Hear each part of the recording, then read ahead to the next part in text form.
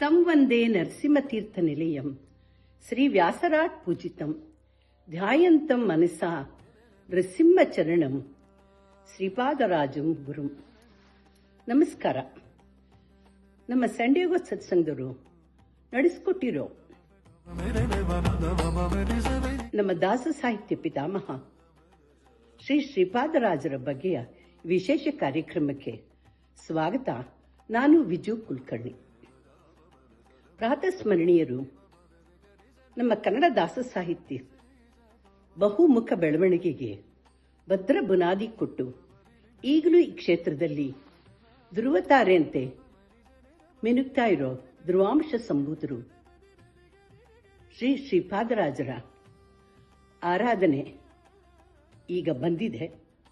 ಈ ಪುಣ್ಯ ಸಂದರ್ಭದಲ್ಲಿ ನಾವು ಈ ಸಿದ್ಧ ಪುರುಷರ ಭವ್ಯ ವ್ಯಕ್ತಿತ್ವ, ಅವರ ಬಹಳ ಸ್ವಾರಸ್ಯಕಾರಿ ಪೂರ್ವಾಶ್ರಮ ಜೀವನ, ಅವರು ಲಕ್ಷ್ಮೀನಾರಾಯಣ ಮುನಿಗಳಿಂದ ಶ್ರೀಪಾದರಾಜರಾಗಿದ್ದು ಅವರ ಅಮೋಘ ಸಾಧನೆಗಳು ಹಾಗೂ ಅವರ ಮಹಿಮೆನ ಕೊಂಡಾಡಿ ಅವರ ವ್ಯಕ್ತಿತ್ವವನ್ನು ಎತ್ತಿ ಹಿಡಿದಿರುವ ನಮ್ಮ ಹಲವಾರು ದಾಸವರಣ್ಯರು ಬರೆದಿರೋ ಸ್ತೋತ್ರ ಸುಳಾದಿಗಳ ಒಂದು ಸಣ್ಣ ಚಿಂತನೆ ಮತ್ತು ಶ್ರೀಪಾದರಾಜರು ಬರೆದಿರೋ ಮತ್ತು ಅವರ ಮೇಲೆ ಅವರ ಮಹಿಮೆನ ಕೊಂಡಾಡಿ ಉಳಿದ ದಾಸವರಣ್ಯರು ಬರೆದಿರೋ ಅನೇಕ ಸುಂದರ ಕೃತಿಗಳನ್ನು ಹಾಡೋದ್ರ ಮೂಲಕ ಈ ಪುಣ್ಯ ಪುರುಷನಿಗೆ ನಾವು ಅವರು ನಮ್ಮ ಕನ್ನಡ ನಾಡಿಗೆ, ನಮ್ಮ ದಾಸ ಸಾಹಿತ್ಯಕ್ಕೆ ಮಾಡಿರೋ ಸೇವೆಗಾಗಿ ಅವರಿಗೆ ಭಕ್ತಿಪೂರ್ವಕ ನಮನಗಳನ್ನು ಅರ್ಪಿಸೋದೇ ನಮ್ಮ ಈ ಕಾರ್ಯಕ್ರಮದ ಉದ್ದೇಶ. ಇಲ್ಲಿ ಒಂದು ಮಾತನ್ನ ತುಂಬಾ ಅಗತ್ಯವಾಗಿ ಹೇಳಲೇಬೇಕು. ನಾವು ಈ ಕಾರ್ಯಕ್ರಮನ ಸಿದ್ಧಪಡಿಸಿದ್ದು ಹೋದ ವರ್ಷ ಜೂನ್ 2025ರಲ್ಲಿ. ನಾನು ಈ ಕಾರ್ಯಕ್ರಮ ಮಾಡೋ ಬಗ್ಗೆ ಆಸಕ್ತಿ ತೋರಿಸಿ ಇದ್ರ ಬಗ್ಗೆ ಪ್ರಸ್ತಾಪ ಮಾಡಿದ ಕೂಡಲೇ ನಮ್ಮ ಸತ್ಸಂಗದ ಸ್ನೇಹಿತರೆಲ್ಲ ಬಹಳ ಉತ್ಸಾಹದಿಂದ ತಮಗೆ ಇಷ್ಟವಾದ ಕೃತಿಗಳನ್ನು ಆಯ್ಕೊಂಡು ಹಾಡಿ ಅದರ ಧ್ವನಿ ಮುದ್ರಣನ ನನಗೆ ಕಳಿಸಿದ್ರು. ಯಾಕೆಂದರೆ ನಮಗೆಲ್ಲರೂ ಸೇರಿ ಒಂದಾಗಿ ಹಾಡೋದ್ರ ಮೂಲಕ ಕಾರ್ಯಕ್ರಮ ಮಾಡೋಕ್ಕೆ ಆಗಲಿಲ್ಲ. ಹಾಗೆಯೇ ನಮ್ಮ ಗುಂಪಿನ ಶ್ರೀ ಕೃಷ್ಣಕುಮಾರ್ ಅವರು, ಅವರಿಗೆ ಬಹಳ ಅವ್ರದ್ದೇ ಆದ ಕೆಲಸದ ಒತ್ತಡ ಇದ್ರೂ ನಮಗೆ ಈ ಬಗ್ಗೆ ತುಂಬ ನೆರವು ನೀಡಿ ತಮ್ಮ ತಾಂತ್ರಿಕ ತಜ್ಞತೆಯಿಂದ ಈ ಎಲ್ಲ ಧ್ವನಿ ಮುದ್ರಿಕೆಗಳನ್ನ ಒಟ್ಟುಗೂಡಿಸಿ ಕಾರ್ಯಕ್ರಮ ತಯಾರು ಮಾಡಿದ್ರು. ಅಷ್ಟೇ ಅಲ್ಲ, ಈ ಕಾರ್ಯಕ್ರಮಕ್ಕೆ ಸಮಯೋಚಿತವಾದ ಸುಂದರವಾದ ಮುಖಪುಟಗಳನ್ನು ಹಾಕಿದ್ದು ನಮ್ಮ ಗುಂಪಿನ ಶ್ರೀಮತಿ ದಿವ್ಯಾ ಮಂಜುನಾಥ್ ಅವರು. ಎಲ್ಲವನ್ನು ಸಿದ್ಧಪಡಿಸಿ ಇನ್ನೇನು ಇದನ್ನ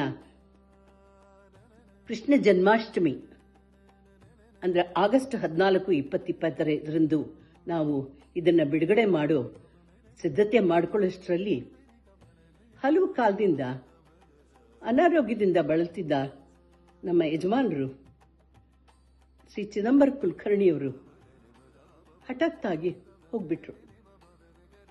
ಎಂಥ ಆಘಾತ, ಎಂಥ ವಿಪರ್ಯಾಸ.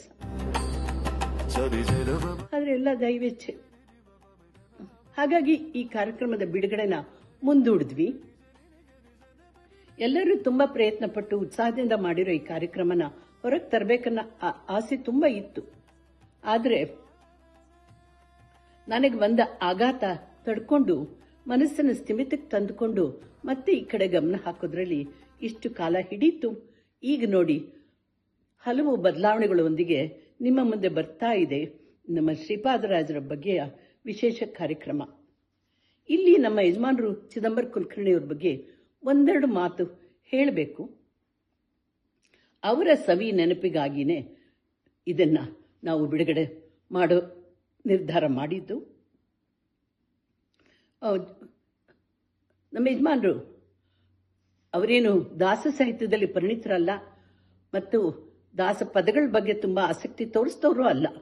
ಆದರೆ ನಾನು ಈ ಸಾಹಿತ್ಯದ ಬಗ್ಗೆ, ದಾಸ ಸಾಹಿತ್ಯದ ಬಗ್ಗೆ ಬೆಳೆಸ್ಕೊಂಡ ಉತ್ಕಟ ಆಸಕ್ತಿ, ಇದನ್ನು ಅರ್ಥ ಮಾಡ್ಕೊಳ್ಳೋದಕ್ಕೆ ನಾನು ಮಾಡ್ತಿದ್ದ ಪ್ರಯತ್ನ, ಸಣ್ಣ ಸಂಶೋಧನೆ, ಇವಕ್ಕೆಲ್ಲವೂ ಬಹಳ ನೆರವಾಗಿ ನಿಂತು ಕೈ ಜೋಡಿಸಿ ಸತತವಾಗಿ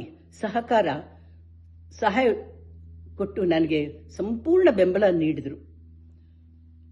ನಮ್ಮ 50 ವರ್ಷದ ಮದುವೆ ಕಾಲದಲ್ಲಿ ಅವರ ಸಹಾಯ, ಅವರ ನೆರವು, ಅವರ ಬೆಂಬಲ ಇಲ್ಲದೆ ನಾನು ಯಾವ ಸಾಧನೆಯನ್ನು ಮಾಡೋಕ್ಕೆ ಸಾಧ್ಯ ಆಗ್ತಾ ಇರಲಿಲ್ಲ. ಇದ್ರ ಬಗ್ಗೆ ತುಂಬಾ ಹೇಳೋದಕ್ಕಿಂತ ಈಗ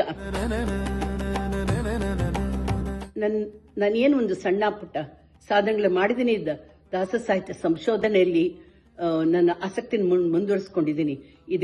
ಇದೆಲ್ಲ ನಮ್ಮ ಯಜಮಾನರು ಚಿದಂಬರ ಕುಲಕರ್ಣಿಯವರ ಬೆಂಬಲದಿಂದ ಮಾತ್ರ ಸಾಧ್ಯ ಅಂತ ಹೇಳಬಲ್ಲೆ. ಇನ್ನು ಕೊನೆಯದಾಗಿ ಈ ಕಾರ್ಯಕ್ರಮದಲ್ಲಿ ಪಾಲ್ಗೊಂಡ ನಮ್ಮ ಸತ್ಸಂಗದ ಸ್ನೇಹಿತರಿಗೂ ಹಾಗೂ ತುಂಬಾ ಉನ್ನತ ಮಟ್ಟದ ತಾಂತ್ರಿಕ ತಜ್ಞತೆಯನ್ನು ಉಪಯೋಗಿಸಿ ಈ ಕಾರ್ಯಕ್ರಮನ ಸಿದ್ಧ ಮಾಡಿದ್ದಕ್ಕಾಗಿ ನಮ್ಮ ಗುಂಪಿನ ಕೃಷ್ಣಕುಮಾರ್ ಅವ್ರಿಗೂ ಹಾಗೂ ಹಲವು ವಿಷಯದಲ್ಲಿ ತುಂಬಾ ಸಹಾಯ ನೀಡಿದ ದಿವ್ಯಾ ಮಂಜುನಾಥ್ ಅವ್ರಿಗೂ ತುಂಬಾ ವಂದನೆಗಳು. ಅಷ್ಟೇ ಅಲ್ಲ, ನಾನು ನನ್ನ ಮನಸ್ಸಿನ ನೋವಿನಲ್ಲಿ ಆಘಾತದಲ್ಲಿ ನಾನು ಈ ಕಾರ್ಯಕ್ರಮ ಬಿಡುಗಡೆ ಮಾಡೋದನ್ನು ಕೈ ಬಿಟ್ಟಿದ್ದೆ. ಆದರೆ ಇದನ್ನ ಇಷ್ಟು ಪ್ರಯತ್ನ ಮಾಡಿದೀವಿ, ಇದನ್ನ ಹೊರಗೆ ತರಲೇಬೇಕು, ಬಿಡುಗಡೆ ಮಾಡಲೇಬೇಕು ಅಂತ ಹೇಳಿ ತುಂಬಾ ಆತ್ಮೀಯವಾದ ಒತ್ತಡ ನೀಡಿ ಅದಕ್ಕಾಗಿ ಎಲ್ಲಾ ರೀತಿಯ ನೆರವು ನೀಡಿದ ಶ್ರೀಮತಿ ದಿವ್ಯಾ ಮಂಜುನಾಥ್ ಅವರಿಗೆ ನಾನು ತುಂಬಾ ಆಭಾರಿ. ತುಂಬಾ ವಿಶೇಷ ವಂದನೆಗಳು. ಇನ್ನು ನಮ್ಮ ಯಜಮಾನರು ಚಿದಂಬರ ಕುಲಕರ್ಣಿಯವರ ನೆನಪಿನಲ್ಲಿ ಈ ಕಾರ್ಯಕ್ರಮನ ಶ್ರೀಪಾದರಾಜರ ಆರಾಧ್ಯ ದೈವವಾದ ರಂಗವಿಠಲ ಹಾಗೂ ಶ್ರೀಪಾದರಾಜ ಮಠದ ಆರಾಧ್ಯ ದೈವ ಶ್ರೀ ಗೋಪಿನಾಥನ ಚರಣಾರವಿಂದದಲ್ಲಿ ಇದನ್ನ ಅರ್ಪಿಸ್ತಾ ಇದ್ದೀವಿ. ನೀವು ಈ ಕಾರ್ಯಕ್ರಮನ ನೋಡಿ ನಿಮ್ಮ ಅನಿಸಿಕೆಗಳನ್ನ ದಯವಿಟ್ಟು ಬಿಚ್ಚು ಮನಸ್ಸಿನಿಂದ ತಿಳಿಸ್ತೀರಾ ಅಂತ ಅನ್ಕೊಳ್ತೀನಿ.